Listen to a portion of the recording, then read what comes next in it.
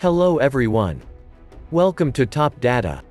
From disembodied voices to ghostly apparitions, we've heard many spooky details from hotel guests who have visited notoriously haunted hotels. While we haven't had any paranormal run-ins at these spots ourselves, staff and guests have allegedly had eerie encounters that would certainly have us sleeping with one eye open. So, if trick-or-treating or costume parties are a little too tame for your Halloween, consider booking a stay at one of the 10 most haunted hotels in the world. Just don't fault the hotel if a spirit interrupts your slumber. Here, we are presenting the top 10 most haunted hotels in the world, and we are asking you to please subscribe to our channel, so we can continue to make video like this. Number 1. Stanley Hotel, Estes Park, a 1909 building. The Stanley Hotel in Estes Park has been reporting paranormal activity since the 1970s, and has been the subject of many paranormal investigations.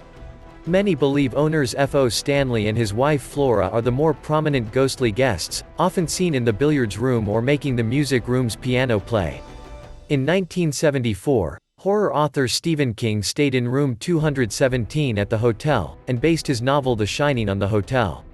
The hotel offers nightly ghost tours, an on-site psychic, and TVs that play the Jack Nicholson thriller on a continuous loop.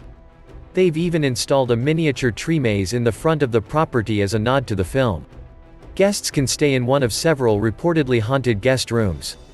Number 2. Bourbon Orleans Hotel, New Orleans. The grand, historic Bourbon Orleans Hotel originally opened in 1827 as a ballroom for glamorous events.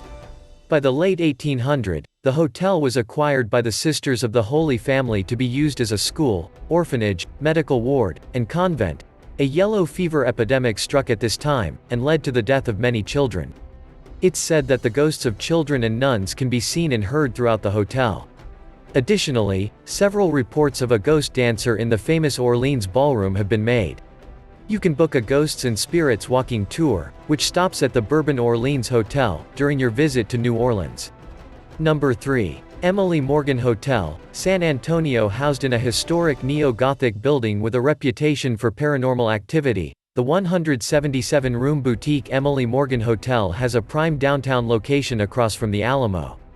At one time a medical facility, the property housed a morgue and psychiatric ward. Reports of unexplained noises, apparitions, and the feeling of being touched are pretty frequent. If you want to up your chances of a paranormal encounter, book a room on the 7th, 9th, 11th, or 12th floors. Number 4. Omni Parker House, Boston. Steeped in history, stuffed with ghost lore, and teeming with old-world grandeur, the surprisingly affordable Omni Parker House is the place to stay for a taste of Boston's literary and political past. The original hotel opened in 1855 and was run by founder Harvey Parker until his death in 1884. Many guests have reported seeing him in their guest rooms, where he's asked about their stay. After a businessman died in room 303, there were multiple reports of laughter and the smell of whiskey. Stephen King's short story 1408, which was made into a movie with John Cusack, centers on a writer who experiences a haunted stay at a hotel. The story was based on the supernatural activity in room 303. Number 5. Langham Hotel, London, one of the more notable historical hotels in London. The Langham Hotel has been around since 1865 when it opened as the city's first purpose-built luxury hotel. The hotel is a frequent place of lodging for celebrities and royals, and apparently, ghosts. Guests have reported seeing the apparition of a German prince, a German soldier, and a doctor who murdered his wife and then killed himself on their honeymoon, among others. The spirit of Emperor Napoleon III, who lived at the Langham during his last days in exile, has also been said to occupy the basement. Room 333 is supposedly the most haunted of the guest rooms, and is available for booking for any brave travelers. Number 6. The Southern Mansion, Cape May. Originally a country estate for Philadelphia industrialist George Allen and his family, the property was built in 1863. When the last of Allen's relatives, Esther Mercure, died, her husband sold the property. It was later bought and restored to its former glory, utilizing many of the original architectural elements and heirlooms. It's said that Esther, Allen's niece, can often be seen throughout the property, particularly in the kitchen. Staff will tell guests all the ghost stories associated with the hotel upon request. Number 7. Audubon Cottages, New Orleans, first built in the late 18th century and named after naturalist and writer John James Audubon, who lived in one of the cottages in the first half of the 19th century. The Audubon Cottages has managed to stand the test of time with thorough renovations and continuous maintenance. Like many historic properties, it's said to have a haunted history. Cottage 2 and Cottage 4 are supposedly the ones with frequent paranormal activity. Disembodied voices and the feeling of being touched are supposedly common occurrences. Cottage 4 also is said to frequently host the spirit of a Confederate soldier who ensures the radio is always playing country music. He can also be seen in the courtyard. Number 8. The Marshall House, Savannah. Built in 1851, the charming 68-room Marshall House accommodated Union soldiers during the Civil War, and some guests say them spirits still walk the hallways. The oldest hotel in Savannah, it also acted as a hospital 3 times, once for soldiers and twice for yellow fever epidemic victims. During renovations, workers found human remains under the floorboards from long ago surgeries, when the ground was frozen, and nothing could be buried. In addition to seeing ghosts throughout the property, guests report hearing children run down the halls, faucets turning on by themselves, and the rattling of doorknobs.